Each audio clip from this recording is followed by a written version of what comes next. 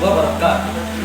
Alhamdulillahirabbil alamin. Wassalatu wassalamu ala asyrafil anbiya'i wal mursalin wa ala alihi wa ashabihi rasulillahi ajmain. Pertama sekali marilah kita bersyukur kepada Allah Subhanahu wa taala yang mana Ia telah memberikan kita nikmat sehingga kita dapat menjalani kehidupan sehari-hari dengan penuh keberkahan. Selanjutnya, salawat beriringan salam marilah kita sampaikan kepada arwah junjungan alam yakninya baginda Muhammad sallallahu alaihi wasallam. Allahumma shalli ala Muhammad wa ala ali. Yang mana beliau telah memberikan perubahan yang begitu luar biasa. Beliau telah membawa umat manusia dari zaman jahiliyah, zaman kebodohan kepada zaman yang terang benderang, penuh dengan nur dan hidayah Allah Subhanahu wa taala. Zaman jahiliyah di sini bukannya tidak ada orang cerdas, bukan tidak ada orang pintar, tapi justru ketika itu orang cerdas dan orang pintar justru banyak. Tapi apa yang dimaksud dengan kejahilian?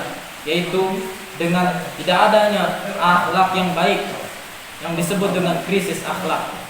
Kemudian beliau merubahnya sehingga membentuk masyarakat muslim yang benar-benar menjalankan syariatnya.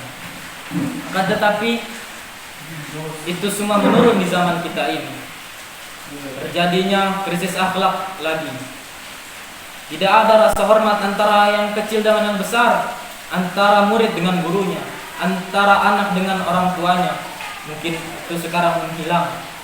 Terjadinya juga pelecehan seksual, bullying antar sesama ataupun dengan adik kelasnya ketika di sekolah. Itu terus meningkat dari tahun ke tahun. Ingatlah wahai pemuda, Soekarno pernah berpidato yang mana isinya, berikan aku 1000 orang tua maka aku akan mencabut semeru dari akarnya. Berikan aku 10 pemuda maka aku akan goncangkan dunia. Begitu besar peran pemuda dalam melakukan suatu hal. Tapi jikalau pemuda itu dirusak akhlaknya, imannya dan didangkalkan akidahnya, mungkin kemampuannya, kepintarannya dan apa yang bisa ia lakukan untuk memenuhi kebutuhan nafsunya semata. Tapi siapakah yang telah merusak hal itu? Itu orang Yahudi dan Nasrani. Sebagaimana dalam Quran surat Al-Baqarah ayat 120, orang-orang Yahudi Nasrani mereka tidak akan berhenti mengganggu umat Islam. Mereka tidak akan sudi, mereka tidak akan rela, mereka tidak akan senang dan bahagia jikalau hukum dan syariat Islam di Indonesia ataupun di muka bumi ini tegak. Melainkan ketika orang Islam itu masuk ke dalam agama mereka, baru mereka berhenti untuk mengganggu umat Islam. Tapi kenapa anak muda yang jadi korbannya? Karena kemajuan suatu bangsa itu tergantung kepada pemudanya. Kalau pemudanya baik, maka bangsa dan agamanya untuk ke depan akan baik. Juga peran penting itu makanya Soekarno berkeinginan kuat untuk menggerakkan dan membentuk para pemuda Indonesia untuk memajukan bangsa, sehingga Indonesia tersohor di seluruh penjuru dunia. Peran penting pemuda di dalam memerdekakan Indonesia juga sangat berarti. Seandainya pemuda ketika itu tidak menculik Soekarno dan Hatta, membawanya ke rengas yang gelap, mungkin kita sekarang tidak akan bisa merasakan kemerdekaan. Mungkin sekarang kita masih dalam penjajahan, penekanan, penindasan dari orang-orang luar. Jadi, lalu bagaimana cara kita memperbaiki akhlak yang telah rusak ini? Yaitu dengan membentuk kelompok-kelompok di setiap kecamatan. Karena di setiap kecamatan memiliki lingkungan yang berbeda-beda, sehingga bisa menimbulkan pengaruh kepada orang yang belajar karena kenyamanan lingkungan tersebut. Lalu bagaimana cara prosesnya? Itu dengan menyampaikan yang pertama ialah tauhid. Kalau seseorang tauhidnya sudah tertanam di dalam hatinya, mungkin maksiat tidak akan bisa mereka lakukan. Mereka akan menghindari maksiat itu, sehingga terjadilah negeri yang damai, aman dan terhindar dari seluruh mara bahaya, baik itu bencana alam.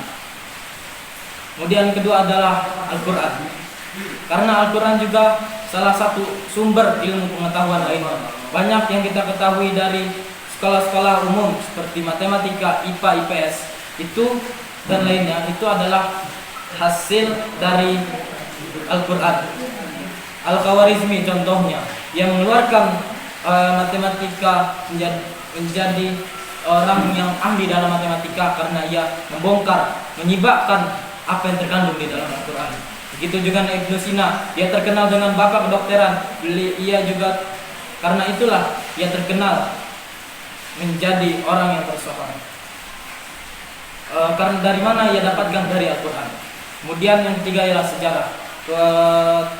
Jika suatu kaum, jika suatu negeri melupakan sejarahnya, maka tumbuhlah kehancuran. Maka dari itu saya ingin mengajak kepada seluruh elemen masyarakat untuk bisa bersama-sama kita membangun revolusi akhlak ini.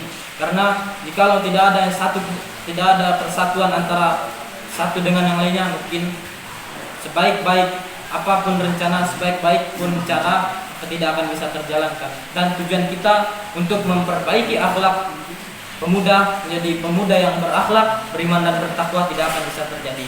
Saya Dadi Maulidan, sekian, terima kasih. Assalamualaikum warahmatullahi wabarakatuh.